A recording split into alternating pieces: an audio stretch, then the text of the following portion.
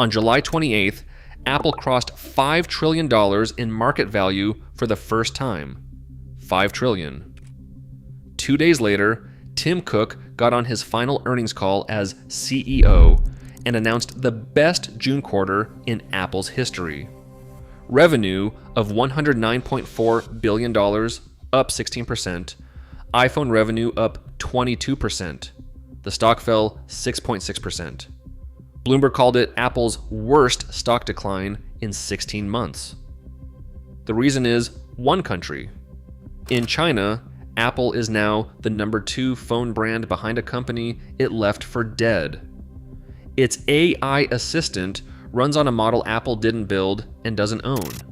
Its App Store is under an antitrust complaint from its own developers. And the memory chips it needs for every product it makes have gone up so much that Apple has already raised prices twice this year. All of that lands on your next iPhone. Analysts expect the price to go up in September. And on September 1st, the man who spent 25 years building Apple's entire China operation walks out the door and hands all of it to somebody else. So how bad is it actually? Start with market share, because if you've been told Chinese customers are abandoning Apple, the numbers say something stranger. China is the biggest smartphone market on the planet. It's also shrinking.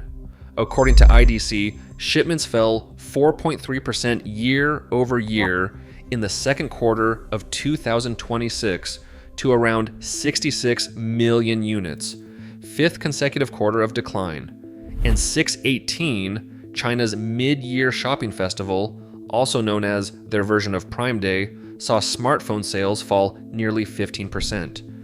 Apple did fine in that. Better than fine. Its share went from 13.9% to 18.1%, shipments up 24.4%, the strongest growth of any major brand, which IDC put down to Apple holding prices steady while every Android maker raised theirs. So, who's ahead of them? Huawei. Huawei finished the quarter at 22.6% share, up from 18.1%, with shipments growing 19.4%. Its strongest quarter in 5 years. Its bestseller was the Enjoy 90 Pro Max, running a 5G Kirin chip Huawei designed in-house after it lost access to American chips in 2019. Everyone wrote that company off. It now sells more phones in China than Apple does. And after all that growth, Apple's Greater China revenue still came in at $18.8 billion against analyst projections of $19.6 billion, growing 22% and disappointing anyway. But losing the top spot to Huawei is the cheapest of Apple's China problems. The expensive one is a component nobody outside the industry was thinking about a year ago. Next is the reason your next iPhone costs more, and it's the one Apple has the least control over. Because if this doesn't get solved, the margin on every iPhone Apple sells goes down, and Apple has exactly one way of protecting that. The AI data center build-out has swallowed the world's memory supply. DRAM is being pulled toward AI servers, NAND is tightening on enterprise SSD demand, and prices have climbed sharply since late 2025. This isn't an Apple problem, it's an everyone problem. It's the single biggest reason Chinese phone shipments fell for a 5th straight quarter. Apple has already raised prices on Macs and iPads because of it. The iPhone has been spared so far. Jefferies analyst Edison Lee estimates memory costs will rise further in the second half of 2026, and that iPhone gross margin could fall from 38% to 34.5%. Cook confirmed the squeeze himself on that final call. Apple guided fourth quarter revenue growth to 9 to 11%, down sharply from the 16% it had just delivered, and said component shortages were the reason. The cheapest memory available to Apple right now comes from 2 Chinese manufacturers, Changxin and Yangtze. Apple formally asked for clearance to buy from Changxin in June. It bought chips from Yangtze once before, back in 2022, never put them in a product, and quietly dropped the plan. Micron, which makes memory in America and would rather Apple bought its own, publicly objected in July. So Apple's options are pay more, charge more, or buy from a supplier it spent 4 years avoiding. That's a costs problem. The next one is worse because it's about a product Apple was supposed to own outright. Now, the part Apple can't fix with a price rise. If you've been waiting years for Apple Intelligence to turn up in China, it finally has. It just isn't really Apple's. Before that, subscribe. This channel has never once had to borrow somebody else's brain to work, which already puts us ahead of Apple Intelligence by about 22 months.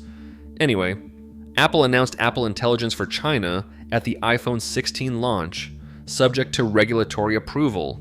It then switched on briefly in China in March 2026, apparently by mistake. The holdup wasn't Apple being slow. China requires foreign generative AI services to run on a domestic model, so Apple's own stack was never shipping there. Clearance came on July 15th, 2026. Alibaba confirmed directly that its QN model powers Apple Intelligence across iOS, iPad OS, Mac OS, and Vision OS for Chinese users, covering both text and image generation, with Baidu contributing a smaller part. Alibaba's Hong Kong shares rose 5% on the news. Baidu's rose 4%. Apple got a feature. Alibaba got a customer. Think about what that means competitively. Huawei ships its own silicon and its own models. Xiaomi ships its own. Apple ships Alibaba's. IDC reckons the next real upgrade cycle in China arrives around 2028 to 2029 and gets driven by AI agents that tie hardware, software, ecosystem, and models together. Apple would be entering that fight, owning 3 of the 4. And the one part of Apple's business that's supposed to make up for all of this is the part currently under attack. Services is Apple's profit engine, and this quarter it wobbled. Services revenue came in at $30.74 billion against a consensus of $31.22 billion, with growth slowing to 12.1% from 16.3% the previous quarter. So the timing on this next part is bad. Chinese developers have been going after App Store fees for nearly a decade. A Beijing law firm filed in 2017 over app removals and the 30% cut. A consumer sued in 2021, and a Shanghai court threw it out in 2024. In 2025, the same firm moved from the courts to SAMR, also known as China's competition regulator. In October 2025, 55 iPhone and iPad users filed there as well. Then in March 2026, Apple cut its standard China commission from 30% to 25% and dropped subscription renewals and small business rates from 15% to 12%. Apple's own account is that the cut came out of discussions with regulators. Apple gave ground publicly, which told every developer watching that pressure works. So, on June 23rd, 48 China-based iOS developers filed a fresh complaint with SAMR in an open letter published by one of them, Tian Junwei, on his WeChat blog. They asked for an investigation into what they called unfair and excessively high costs. And they're not asking for the Brazil deal, where Apple dropped to between 10 and 21% plus a 5% processing fee and allowed third-party app stores. They want 5%. Apple's China App Store is worth roughly $7 billion a year. A cut from 25% to 5% takes most of that with it. All of it lands on one desk in 4 weeks, and it isn't Tim Cook's. John Turnus, 50, Apple's senior vice president of hardware engineering and a 25-year veteran becomes CEO on September 1st, with Cook moving to executive chairman.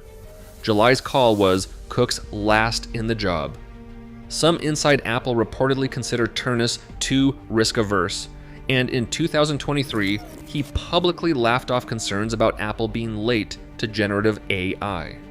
He now inherits a company that has to raise iPhone prices into a shrinking market, ship an AI product it doesn't own, defend a 25% commission that its own developers are fighting, and beat Huawei while doing all three. And it's hard to feel sorry for them. Cook built this. He moved the manufacturing, he made China the growth story, he flew out personally every time it wobbled, and for 15 years, it made Apple the most valuable company on earth. The same decisions are why the chips, the models, the factories, and a fifth of the phone sales now sit in a market Apple no longer leads. None of that was bad luck. It was a strategy, and it worked brilliantly right up until it didn't. Ternus just gets the bill. So that's Apple on the back foot in China, renting its AI from Alibaba, raising prices to cover memory it can't get cheaply, and sitting in second place behind Huawei. Which makes what happened next hard to explain, because a company in that position isn't supposed to be the one setting the agenda. Apple made a single announcement, and the entire tech market moved with it. Competitors, suppliers, share prices, all of it. Off one product. I broke down exactly what Apple announced, why the reaction was that big, and what it means for the price of everything you're planning to buy this year. Click the video on your screen, and I'll see you guys on the next one.